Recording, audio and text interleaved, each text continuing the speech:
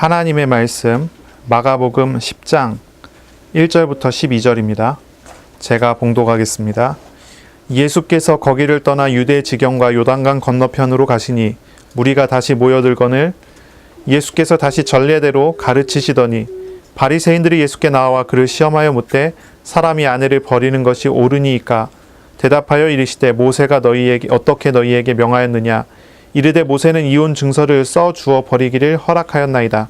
예수께서 그들에게 이르시되 너희 마음이 완악함으로 말미암아 이 명령을 기록하였거니와 창조 때로부터 사람을 남자와 여자로 지으셨으니 이러므로 사람이 그 부모를 떠나서 그 둘이 한 몸이 될지니라. 이러한즉 이제 둘이 아니요 한 몸이니 그러므로 하나님이 짝지어 주신 것을 사람이 나누지 못할지니라 하시더라. 집에서 제자들이 다시 이 일을 물으니 이르시되 누구든지 그 아내를 버리고 다른데 장가 드는 자는 본처에게 간음을 행하며 또 아내가 남편을 버리고 다른 데로 시집 가면 간음을 행함이니라. 아멘. 오늘 말씀은 마가복음 10장 1절로 12절입니다. 이 본문의 말씀을 통해서 우리가 하나님의 말씀을 함께 나누기를 원합니다. 예수님과 제자들은 함께 예루살렘으로 향하는 길에 섰습니다. 예루살렘을 향해 가죠. 예루살렘에 들어가면 그곳에서 예수님께서는 잡히시고 십자가에 이제 달리실 것입니다. 그런 예수님의 공생의 사역들을 마무리해 나가는 과정으로서 예수님께서는 예루살렘으로 향하는 여정에 들어가셨고 그 과정 속에서 예수님은 제자들을 이제 훈련을 시키시는 겁니다. 예수님께서 죽으시고 부활하신 다음에 승천하시면 이제 이 땅에서는 제자들이 사도가 돼서 예수님의 이름으로 하나님의 나라를 세워나가는 그런 일을 감당해야 됩니다. 그러니 예수님께서는 제자들을 훈련을 시키고 훈련을 시키는 과정 속에 제자들이 세워지기를 원하시는 겁니다. 그러니 예수님께서 제자를 훈련시키는 내용을 자세히 보게 되면 그 안에 예수님께서 증거해 주시는 하나님의 나라의 핵심이 담겨져 있는 것이고 그 안에서 복음의 어떤 구체적이고 사실적인 어떤 메시지들을 이 안에서 볼 수가 있게 되는 거죠. 하나님의 나라의 복음을 보게 되는 거예요.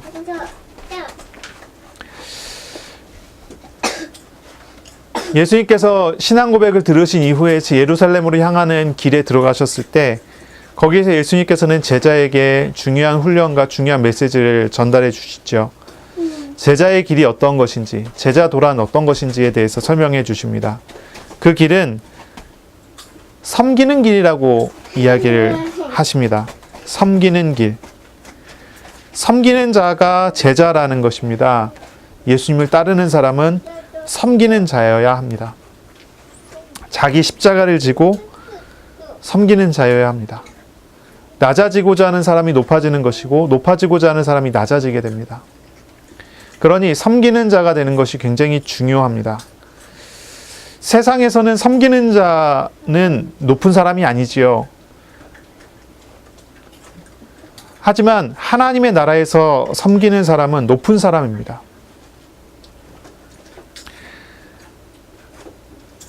예수님께서 하나님께서 다스리시는 세계이기 때문에 주님을 섬기는 자가 되고 그리고 주님께서 행하시는 은혜 가운데 있기 때문에 주님을 섬기는 그 은혜로서 다른 사람을 섬기는 자가 되는 것입니다.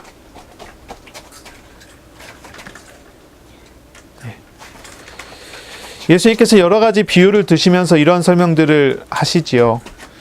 예수님의 이름으로 어린 아이를 대접하는 사람이 예수님을 영접하는 것이고 또 예수님이 보내신 하나님을 영접하는 것이다 라고 이야기하십니다. 그렇기 때문에 하나님의 나라에 들어온 사람은 섬기는 자여야 되고 섬기는 자가 될 때 그것이 바로 복음을 세우는 길이고 교회를 세우는 길이고 우리 자신을 세우는 길이 된다는 것이죠. 더 이어서 이 제자의 길에 대한 설명들은 더 이어서 나아가게 됩니다. 우리가 지난주에 말씀을 나눴던 것처럼 죄에 대한 이야기가 됩니다. 섬기는 자에 대한 메시지에서 이어서 이제 실족하게 하는 죄에 대한 설명을 하시지요.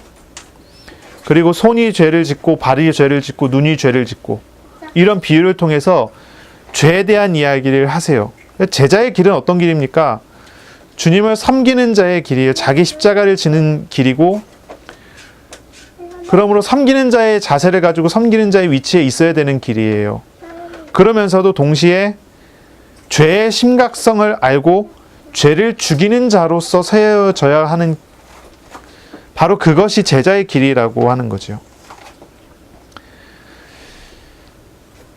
실족하게 하는 죄를 짓게 되면 그 머리에 연자맷돌을 달아서 바다에 던지는 게 차라리 그 죄를 지는 것보다 낫다고 이야기해요.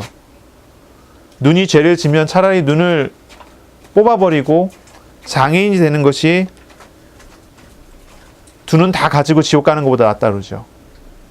손이 죄를 지으면 손을 찍어버려 갖고 장애인으로 천국 가는 것이 양팔 다 가지고 지옥 가는 것보다 낫다고 그래요. 제자의 길을 설명하시면서 예수님께서 그런 설명들을 하시는 거예요. 그건 뭐냐면 제자의 길은 이 죄와 관련되어 있어요.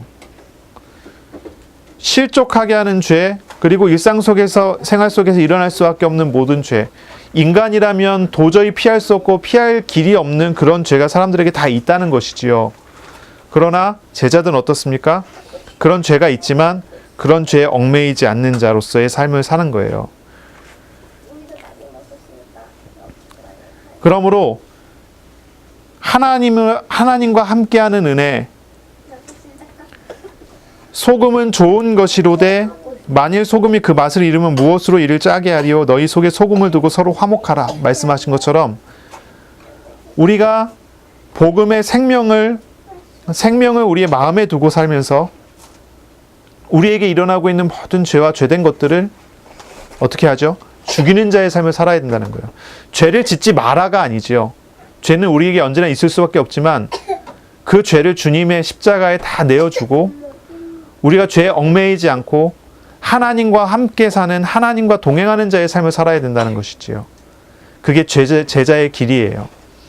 이걸 이야기하면서 저희가 지난주에 우리가 이제 존 오웬의 이야기했었던 메시지를 조금 이제 나눴었는데, 죄가 있지만 죄에 얽매이지 않는 삶이 어떤 것일까요?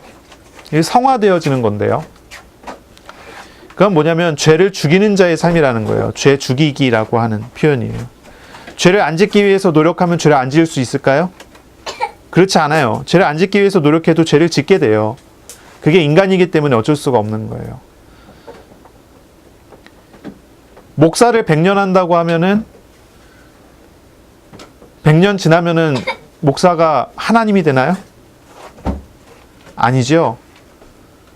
목사를 100년 해도 죄인이에요. 100년 뒤에 또 실수하는 게 인간이고 100년 뒤에 또 반복해갖고 넘어지는 게 인간이라는 거죠. 하지만 우리 주님께서 주신 놀라운 은혜로 말미암아 예수님이 짊어지고 가시는 바로 그 십자가 때문에 우리는 죄 중에 있지만 죄에 얽매이지 않는 사람으로서의 은혜를 누리게 되는 거예요. 그러니 심각한 죄가 우리 가운데 있지만 자기 십자가를 지고 가는 자이며 맛을 잃지 않는 소금이 그 마음에 있음을 알고 가는 사람이기 때문에 죄 중에 있지만 죄에 얽매이지 않는, 얽매이기 쉬운 죄를 벗어버리고 주님과 동행하는 그런 은혜가 있는 거예요. 제자의 길은 그런 것입니다. 우리가 놀라운 하나님의 은혜를 받았고 우리 마음에 구원을 얻었기 때문에 바로 그 하나님을 우리가 섬기는 자가 되고 그 하나님의 이름으로 다른 사람을 섬기는 자가 되는 것입니다. 그러면서 동시에 모든 우리의 삶 속에 있는 죄악된 것들이 있지만 우리 주님의 십자가로 인해서 거기에 얽매이지 않고 거기 묶이지 않고, 죄가 있지만 죄에 휩쓸려 끌려다니지 않고 우리 가운데 계신 주님과 동행하는 은혜를 누리는 거예요. 바울이 이야기합니다. 내 마음에 두 마음이 있대요. 두 개의 내가 있다는 거예요. 육신으로는 죄의 법을 섬기는 나, 영으로는, 마음으로는 하나님을 섬기는 내가 있대요. 과거의 나와 현재의 내가 있는 거예요. 죄악에 휩쓸려서 죄된 내가 있어요. 그러나 그리스도로 말미암아 새롭게 된 내가 있어요. 나는 이 육신 가운데 계속 살기 때문에 과거의 내가 나를 계속 영향을 줘서 얽매임이 나에게 있지만, 문제가 나에게 있는 것이 사실이지만 주님께서 나를 짊어지시기 때문에 괜찮다는 거예요. 바울은 이야기하지요. 나는 공고한 자다. 누가 나를 이 사망의 몸에서 건져내랴. 하지만 바울은 고백합니다. 로마서 8장 26절에 고백하지요. 우리 안에서 말할 수 없는 탄식으로 탄식하시는 성령께서 계시다고 이야기를 합니다. 내게 있는 연약함 분명히 있지만 하나님을 사랑하는 자 곧 주님의 이름으로 주님의 뜻대로 부르심을 입은 자들에게는 모든 것이 합력하여 선을 이룬다라고 고백하여, 내 안에 연약함이 있고 죄된 것이 있어요. 사실이지만 주님과 함께하는 하나님의 사람이라면 그것조차도 하나님께서 합력하여 선을 이루는 하나님의 도구로 사용하신다는 거예요. 죄가 있지만 죄에 얽매여서 더 죄를 짓는가, 그런 사람이 되는 것이 아니고, 주님을 찾는 자, 주님과 함께하는 사람은 죄가 있지만 그 죄가 나를 죽게 하는 것이 아니라 죄를 오히려 죽게 하고, 얽매이기 쉬운 죄를 벗어버릴 뿐 아니라 오히려 합력하여 선을 이루는 하나님의 나라를 이루는 복으로 나아가게 된다는 거예요. 그러니 자기 제자의 길은 한마디로 이야기할 수가 있어요. 자기 십자가를 지는 자의 삶이에요. 자기 십자가의 삶을 사는 것입니다. 오늘의 말씀을 보면요, 이제 거기서 더 연결이 되고 더 이어집니다. 오늘 10장 1절에 보면 이렇게 나오지요. 예수께서 거기를 떠나 유대 지경과 요단강 건너편으로 가시니 무리가 다시 모여들거늘 예수께서 다시 전례대로 가르치시더니, 그래요. 예수님께서 유대 지경과 요단강 건너편으로 넘어가셔요. 이게 뭐냐면 이제 예루살렘으로 계속 가는 그런 과정 속에 있는 거예요. 그런데 2절에 바리새인이 나와서 예수님께 나옵니다. 바리새인이 예수님께 나와서 예수님을 시험하려고 하면서 물었습니다. 뭘 묻냐면 이걸 묻습니다. 사람이 아내를 버리는 것이 옳습니까? 라고 물어봐요. 사람이 아내를 버리는 것이 옳은 것입니까? 이 질문은 뭐냐면, 이 목적은 예수님을 올무에 빠지게 만들기 위한 거예요. 이 사냥꾼이 올무를 만들어 놓고 유인을 하는 것이죠. 예수님을 올무에 빠지게 만들기 위해서 나와서 하는 질문이에요. 이 유대 지경, 요단강 건너편 이쪽으로 넘어오십니까? 이 지역은 어느 지역이냐면 이제 헤롯이 다스리는 그런 땅인 거예요. 헤롯의 영향력이 큰 지역. 여기로 넘어오셨어요? 우리가 알지만 예전에 세례 요한이라는 사람이 있었습니다. 이 세례 요한이 헤롯 왕의 결혼과 이혼에 관련된 문제, 그걸 가지고 문제 제기를 했다가 감옥에 갇히게 되고 나중에 거기서 이제 죽게 되지 않습니까? 그러니 이 지역은요, 결혼과 이혼에 관련된 문제에서는 굉장히 민감한 지역이에요. 그러니 와서 이런 질문을 하는 거예요. 사람이 아내를 버리는 것이 옳습니까? 만약에 옳다고 그러면 그걸 가지고 이제 시비를 거는 거지요. 옳다고 하면 유력한 바리새인들로부터의 어떤 공격을 받게 될 거예요. 바리새인들이 이혼과 관련된 문제에 있어서 율법의 해석을 하잖아요. 그런 대다수의 어떤 해석에 대해서 반대하게 되는 거지요. 만약에 틀리다 그러면은 헤롯 왕의 공격을 받게 되는 거예요. 이제 세례 요한이 공격받았던 것처럼 이제 그러한 딱 올무를 만들어 놓은 거예요. 율법의 해석에 있어서 이혼 문제에 대해서는요, 이제 그 당시에 이제 두 큰 파가 서로 싸웠거든요. 샴마이 학파라는 데서는 혹시 이혼은 부도덕한 죄를 졌을 때, 예를 들어서 이제 바람을 폈을 때는 이혼이 가능하다. 이렇게 해석을 했어요. 그런데 이제 힐렐 학파에서는 어떤 이유로든지 이혼은 가능하다라고 이야기를 했어요. 이거는 뭐냐면은 아주 이제 이혼을 쉽게 만들어 놓은 거예요. 샴마이 학파 같은 경우는 부도덕한 죄, 이게 바람핀 경우에만 허락이 되지만 힐렐 학파 같은 경우는 어떤 이유로든지 가능하다. 어떤 이유에는 어떤 게 들어가냐면 예를 들어서 밥을 안 차려줬다. 이런 것도 이제 이혼 사유에 들어가는 거예요. 이제 갖다 걸면은 다 걸리는 거죠.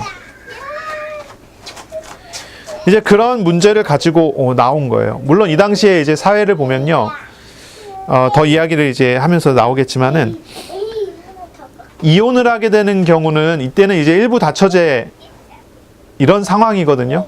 이혼이라고 하는 그런 상황이 나오게 되면 무조건 이제 약자는 여자예요. 약자는 여자고, 그리고 이혼하는 상황이 되면 여자는 이제 죽게 되는 상황이라고 생각하면 되겠어요. 그러니 이혼의 문제가 이게 쉬운 것이 아니에요. 예수님께서 그런 질문을 듣고 그런 시험을 받으셨을 때 예수님께서 물어보십니다. 모세가 너희에게 어떻게 명했느냐? 모세가 너희에게 어떻게 명했느냐? 그랬더니 사람들이 대답합니다. 이 바리새인들이 대답합니다. 이르되 모세는 이혼 증서를 써주어 버리기를 허락하였나이다. 이 대답이요 참 의미가 있어요. 예수님께서 물어봤거든요. 모세가 너희에게 뭐라고 명했느냐? 이건 뭐예요? 모세가 너희에게 어떻게 명했느냐? 율법은 뭐라고 명령하고 있느냐? 라고 질문한 거예요. 근데 대답은 뭐라고 나오냐면 모세는 이혼 증서를 써주어 버리기를 허락하였습니다. 라고 얘기를 해요. 이건 명령한 게 아니에요. 허락했다고 이야기를 하는 거예요. 이거는 이것에 대한 시험을 하기 위해서 찾아온 바리새인조차 이야기하게 되는 거예요. 이건 명령의 내용이 아니라 허락의 내용이라는 거예요. 그러니 예수님께서 대답하십니다. 예수님께서 그들에게 이르시되 너희 마음이 완악함으로 말미암아 이 명령을 기록하였거니와 라고 얘기를 해요. 모세가 그 이야기를 한 것은 그렇게 하도록 명령한 것이 아니라 허락한 거예요. 허락한 이유는 그들의 마음이 완악했기 때문이라고 하는 거예요. 모세에게 찾아와서 이 이혼의 문제에 대해서 이제 그 허락을 구했단 말이죠. 근데 모세는 그 상황을 봤을 때 이혼의 상황을 허락하지 않으면 어떻게 될까요? 허락하지 않으면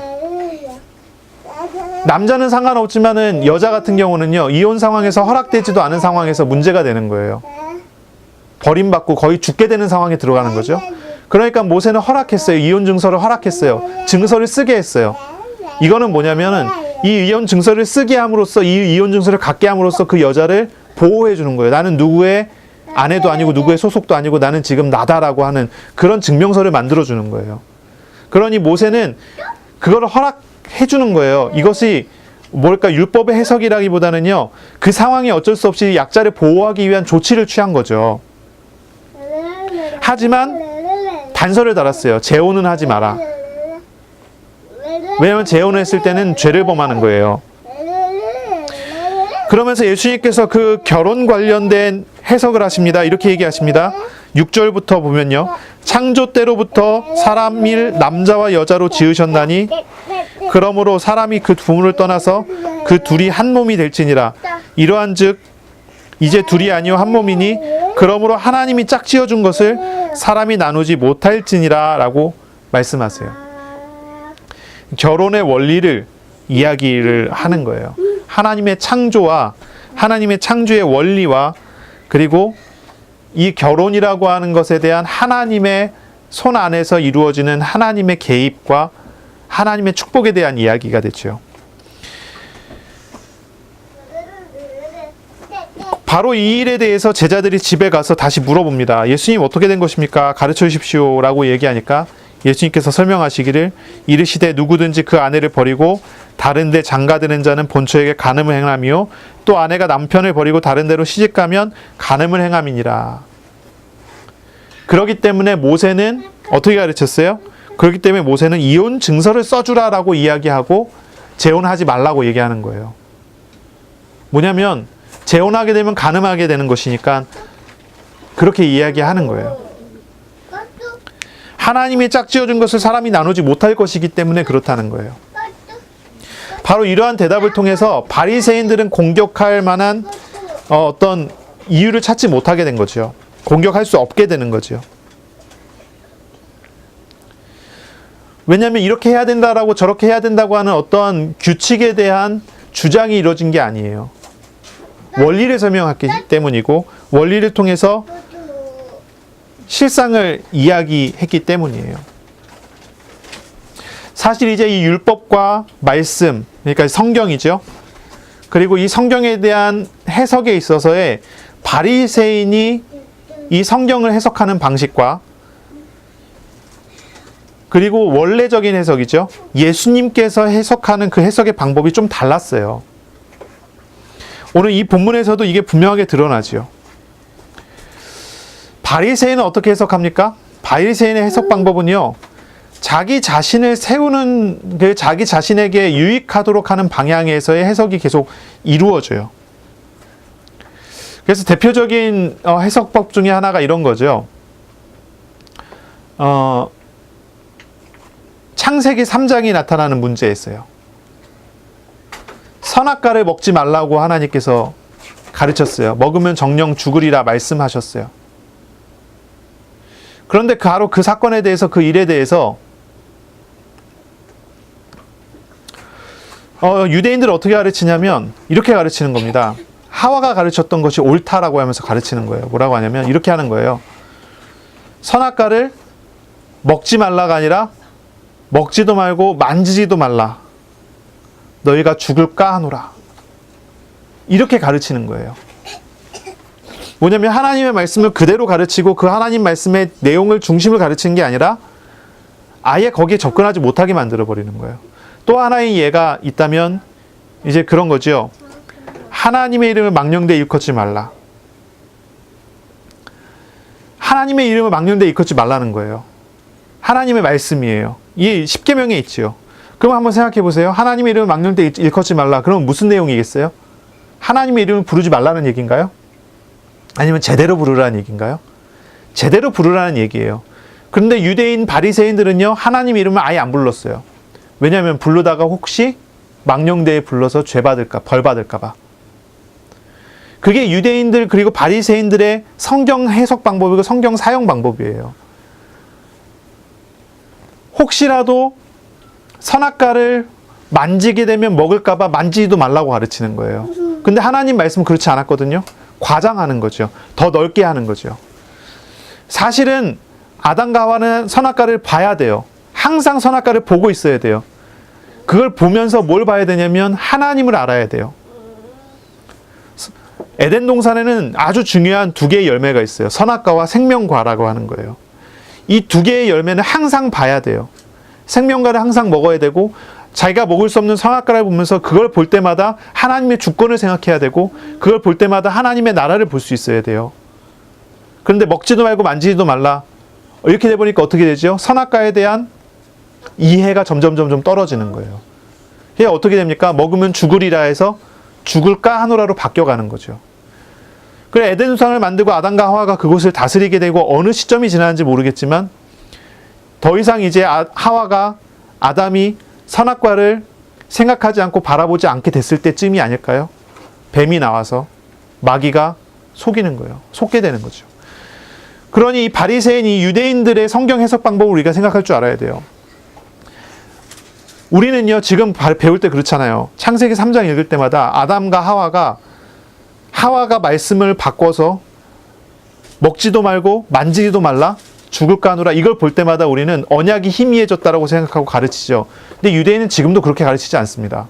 어떻게 가르칩니까? 반대로 가르쳐요. 정말 잘 가르쳤다. 그렇게 해야 된다. 이게 유대인들의 이제 바리새인들의 성경 해석 방법이기 때문에 그래요. 정말 다른 것입니다. 여기도 마찬가지예요. 이혼에 관련된 문제가 나왔을 때도 결혼과 이혼에 관련된 문제. 결혼은 굉장히 중요해요. 모세가 이혼 증서를 주면서 허락하지만 재혼을 불가하게 했을 때 이거 안에 담겨져 있는 건 뭐예요?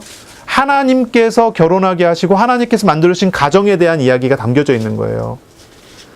그러니 원리를 보면 그래요. 이 성경 구절을 볼 때마다 생각을 해야 돼요. 뭘 생각합니까? 이렇게 생각해야 돼요. 하나님께서 만들어주신 것 도저히 안 돼갖고 헤어져갖고 할지라도 하나님께서 만드신 것에 대한 믿음을 가지고 있어야 되는 거예요. 하나님 주권에 대한 믿음을 가지고 있어야 되는 거예요. 그래서 재혼을 하지 마라라고 얘기한다는 거예요. 그 속에서 하나님께서 이루시는 교회 같은 가정 같은 교회가 나오는 거죠. 그런데 그것을 바꿔버려 갖고 이혼이 가능한 도구로 만들어 버리는 거예요. 그거를 바리새인들은 뭐냐면은 결국은 성경을 바라볼 때마다 자기 자신을 유지시키기 위한 도구가 되고 자기의 주장을 합리화시키는 도구가 되지 성경을 통해서 하나님께 나아가지 않아요. 성경을 바라볼 때마다 율법을 바라볼 때마다 말씀을 바라볼 때마다 그 속에서 담겨져 있는 하나님과 교제하게 되고 하나님과 함께하게 되는 진짜 내용은 다 없어져 버리는 거예요. 그러니 바리새인들은 생각 속에 율법을 다 지켜야지 천국이고 율법을 다 지켜서 행해야 된다고 생각하면서 달려가고 그렇게 하기 위해서는 안전장치들을 만들어 놓는 그런 식으로 신앙생활을 하는 거죠. 자기 자신을 어떻게 해서든지 유지시키고 자기 자신을 세워서 자기가 천국에 들어갈 만큼 의롭다 칭함을 받기를 원하는 거예요. 그런데 예수님께서 제자들을 계속 훈련시켜 나가는 과정은 정반대로 이루어지죠. 자기 자신을 다 내려놓게 만들어야 돼요. 섬기는 자가 돼야 돼요. 자기 십자가를 져야 돼요. 죄가 있지만은 죄에 얽매이지 않는 자가 돼야 돼요. 내 안에 썩어가는 부패되어가는 내 안에 본성이 있지만 내 안에 예수님의 생명이 내 안에 소금이 들어왔기 때문에 썩지 않고 부패하지 않게 하는 은혜가 있기 때문에 죄 죽이는 자로서의 삶, 자기 십자가를 지고 가는 자의 삶을 살 수 있도록 하는 거예요. 그게 정반대 해석이 되는 거예요. 말씀을 바라보지만 다른 이해가 돼요. 율법을 다 지키면은 의로워지고 그러면 천국으로 갈 수 있습니까? 결코 율법을 다 지킬 수 없는 것이지요. 그렇죠? 결코 지킬 수가 없습니다. 우리는 예수님을 영접하고 예수님과 함께하고 예수님을 따라 살아가야 합니다. 그것이 믿음의 삶이지요. 예수님께서 간음에 대한 이야기를 했어요. 재혼하면은 간음하는 거예요. 그렇게 얘기했어요. 그렇지만 이제 이 말씀보다 훨씬 이전에 마태복음 나오는 산상수훈에 예수님 말씀하셨어요. 여자를 보고 음욕을 품는 자마다 이미 간음했느니라. 이야기를 했어요. 어떤 사람도 율법을 다 지킬 수 없다는 것이죠. 그렇기 때문에 예수님께서 오셨고 그렇기 때문에 예수님께서 십자가를 짊어지시는 거예요. 이거는 분명한 차이입니다. 차이예요.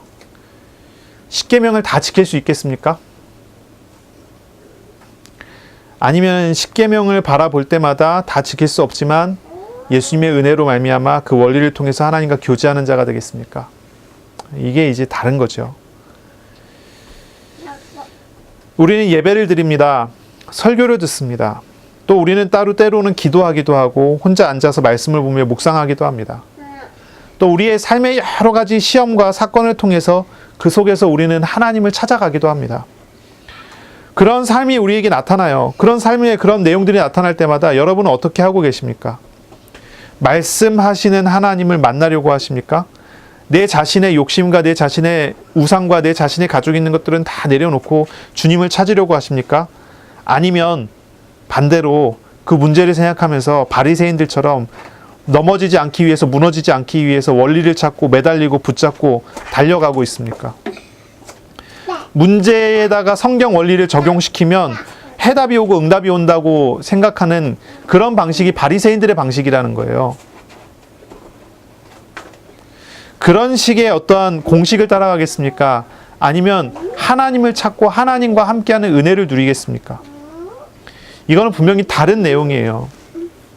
자기 자신을 세워가기를 원하는 사람과 자기 자신을 내려놔야 주님의 높으심을 얻어가는 사람의 어떤 그런 신앙과는 너무나 질적으로 차이가 나는 그런 내용이 되는 것이지요.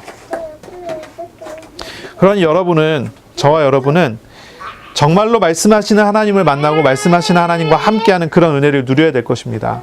그런 은혜 속으로 들어가시기를 바랍니다. 아멘. 오늘 말씀의 어떤 본문의 내용들을 한번 우리가 찾아볼까요? 이혼에 대한 가르침입니다. 이혼에 대한 가르침. 하나님의 창조, 하나님은 남자와 여자로 사람을 지으셨어요. 원래부터가 하나님은 목적을 갖고 지으셨다는 거예요. 둘로 지으셨지만 이 둘은 하나가 돼야 돼요. 그러므로 사람은 그 부모를 떠나서 둘이 한 몸이 돼요. 둘이었는데 이제 하나가 돼요. 혼자 있을 때는 온전하지 않지만 둘이 같이 하나가 되면 온전해져요. 이렇게 결혼해서 하나가 된 사람들은 이제 둘이 아니고 한 사람이에요. 한 몸이에요. 한 사람이 아니고 한 몸이에요. 그러므로 하나님이 짝지어준 것을 사람이 나누지 못한다고 이야기하세요. 하나님이 짝지어준 것을 사람이 나누지 못한다. 그런데 보세요. 지금 시대에, 이 당시에도 굉장히 문제가 됐지만 지금도 마찬가지 문제예요. 이혼을 많이 하죠. 이 성경 해석에 따른 이제 부분이 되겠지만은 로마 카톨릭에서는 이 본문을 어떻게 해석하냐면 이제 문자적인 해석이 들어가요. 이게 본질적인 것처럼 해석을 해서 어떻게 하냐면 이제 이혼은 불가하다, 재혼도 불가하다. 카톨릭에서는 그렇게 가르쳐요. 근데 지금 개신교 같은 경우는 그 부분에서 좀 원리가 자유롭죠. 어떤 식이냐면 본질과 비본질의 문제 있을 때 이 부분은 그렇게 본질이라고 얘기하기 어렵지 않겠냐 생각을 해요. 그래서 어떤 경우는요, 많은 목사님들도 이혼하고 재혼하는 경우도 많이 있어요.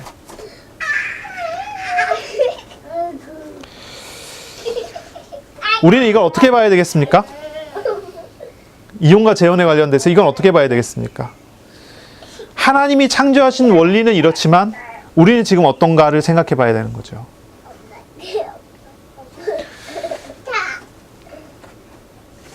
하나님의 창조 원리가 아담과 하와 시대에 하나님께서 주시는 은혜로서 나왔어요.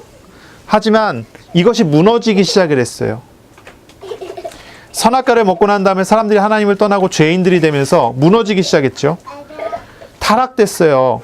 죄인들이 됐고 죄성에 휩싸이게 됐고 죄가 죄를 낳는 그런 문제 속에 들어갔어요. 전적으로 부패해서 사람의 마음이나 생각이나 이성이나 감정이나 의지나 모든 것들이 하나님 없는 생각, 하나님 없는 마음으로 사람들이 자리 잡게 됐어요. 그래서 영원을 생각하고 영원한 세계를 바라보고 하나님의 나라를 살아야 되는 사람들이 전부 타락하고 문제가 많아져서 영원을 바라보지 못하고 순간적인 것을 바라보고 순간적인 것에 얽매여서 살아가게 되는 거예요. 그러니 이런 현실적인 문제를 우리가 생각해 봐야 돼요. 간음의 문제라는 거예요. 현실적인 문제. 그래, 우리가 죄를 인식할 줄 알아야 돼요. 세상에는 죄 없는 사람이 하나도 없지요. 이혼하고 재혼하는 것도 간음하는 것이지만 마음의 음욕을 품는 자마다 다 간음하고 있는 거나 다름이 없어요. 그러면 우리는 봐야 되지요. 하나님 없는 현실의 문제. 하나님 없는 현실의 문제를 봐야 돼요.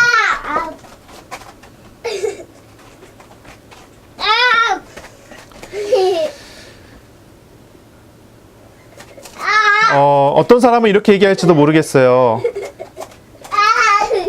마음의 음욕을 품는 죄가 실제로 간음한 죄하고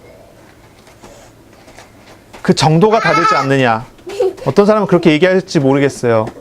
하지만 절대로 그렇지가 않다는 걸 이해해야 돼요. 이런 비유를 많이 해요. 물에다가 돌멩이를 떨어뜨리고 모래를 떨어뜨려요. 돌멩이도 가라앉고 모래도 가라앉는 것입니다. 죄라는 것이 그래요. 크고 작은 거의 문제, 물론 그것도 문제가 되지요. 그러나 정확하게 봐야 되는 거예요. 크든지 작든지 죄에는 벌이 있어요. 크든지 작든지 죄에는 심판이 있어요. 정도의 차이가 있겠지만 심판이 있어요. 그런데 우리가 생각해 봐야 돼요. 우리가 짓게 되어지는 어떤 그런 죄, 물론 일반적으로 이거를 이제 원죄와 본죄로 나누게 되는데 이제 원죄와 자범죄로 이야기를 하죠. 원죄는 죽음에 이르는 병이에요. 우리가 알고 있지만 모든 사람이 죄를 범하였고 하나님과 단절됐기 때문에 지옥에 가게 됐고 하나님과 단절된 삶을 살아요.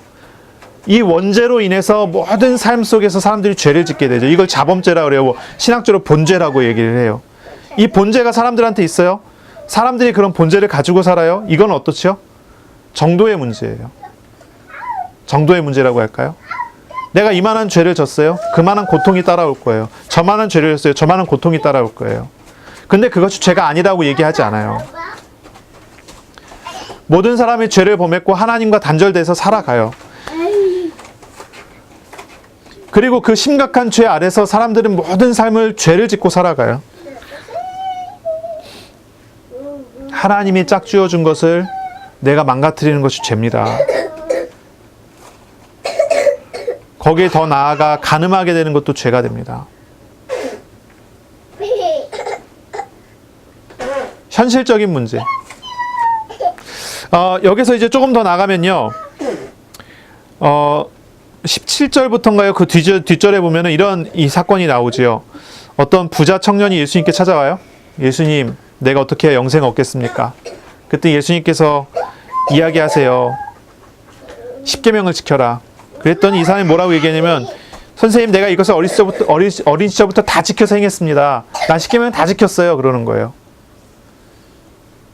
우리가 지금까지 성경을 읽으면서 이야기했죠. 10계명 다 아무도 지킬 수 없다고. 그래서 예수님이 필요하다고 얘기했잖아요.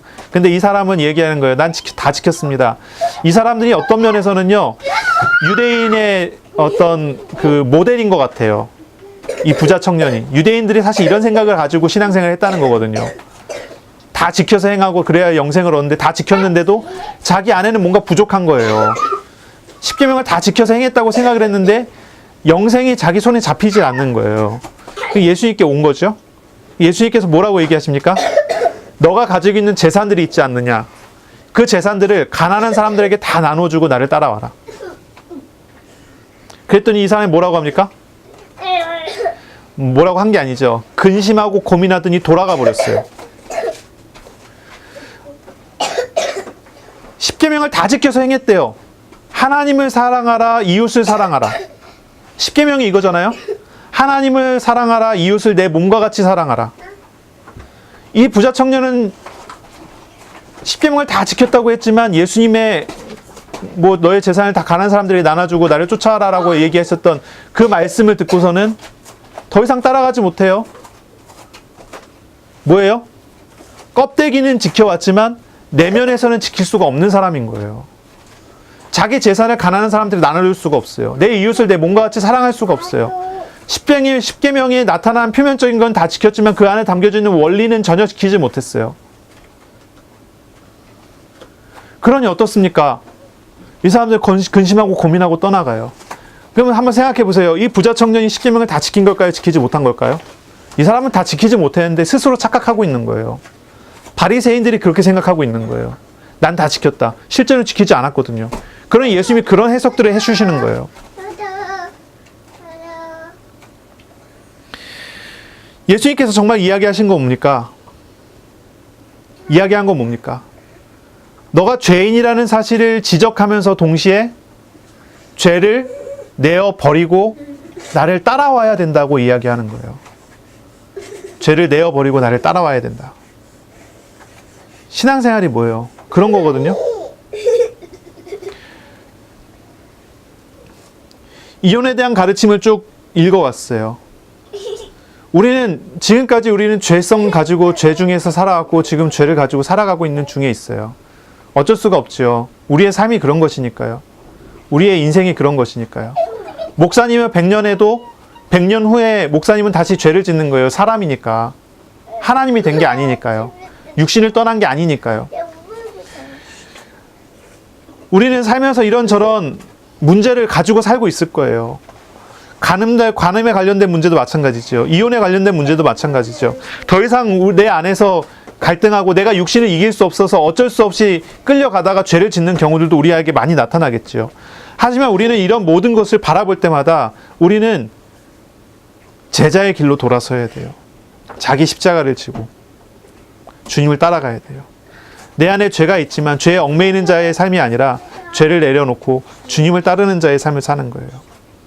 그러니 이 말씀을 잘 기억해요. 내가 지금까지 잘했습니까? 잘해왔습니까? 아니에요. 나는 지금까지 계속 죄를 지면서 왔어요. 나는 지금까지 내 안에 계속 죄가 있었어요. 이거를 인식하고 인정하고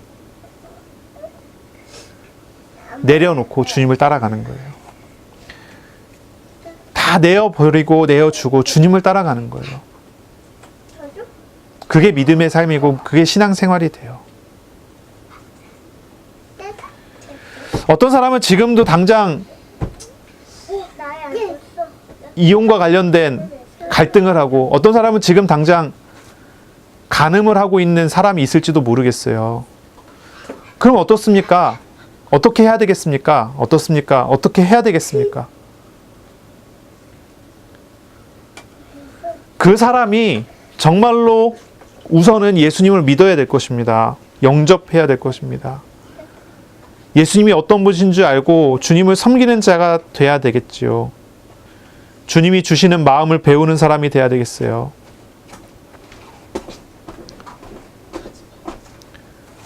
그리고 주님께서 허락하시는 과정 속에서 하나님의 인도를 받아야 되겠죠. 나의 죄된 것이 드러날 때마다 양심보다도 하나님 앞에서의 죄의식을 갖고 주님께로 늘 돌아가는 그런 생각을 가져야 돼요. 회개하는 생각을 가져야 돼요. 없어질 것은 전부 내어놓고 영원을 소망하면서 주님을 찾는 삶으로 돌아서야 돼요. 죄된 것들은 당장은 즐거워 보이지만 그것은 순간적인 거예요. 영원히 가지 않아요. 가다가 말아요. 없어질 만한 것이에요. 영원을 소망하는 삶을 살아야 돼요. 영원을 소망하는 삶. 예수님께서 계속 반복하면서 가르쳤던 것처럼 우리가 물을 마셔도 곧 다시 목마릅니다. 배를 채우는 음식을 먹어도 곧 다시 배고프게 돼요. 그러나 영생의 양식이 있어요. 생명의 양식이 있습니다. 무엇입니까? 우상을 내려놓고 주님을 따라가는 자의 삶을 사는 것입니다. 그러니 우리는요, 정말 기도하는 사람이 돼야 될 거예요. 무엇을 위해 기도해야 되겠습니까? 영원한 것을 얻도록 기도하고 영원한 것을 구하는 그런 마음을 가져야 돼요. 단순한 마음의 평안함이 아니라 하나님이 주시는 평안함을 얻어야 돼요. 나 자신을 세우는 어떤 그러한 수단으로서 내가 무너지지 않기 위해서, 나 자신을 무너뜨리지 않기 위해서, 내 자존심을 지키기 위해서 발버둥 치는 어떤 그런 것이 아니고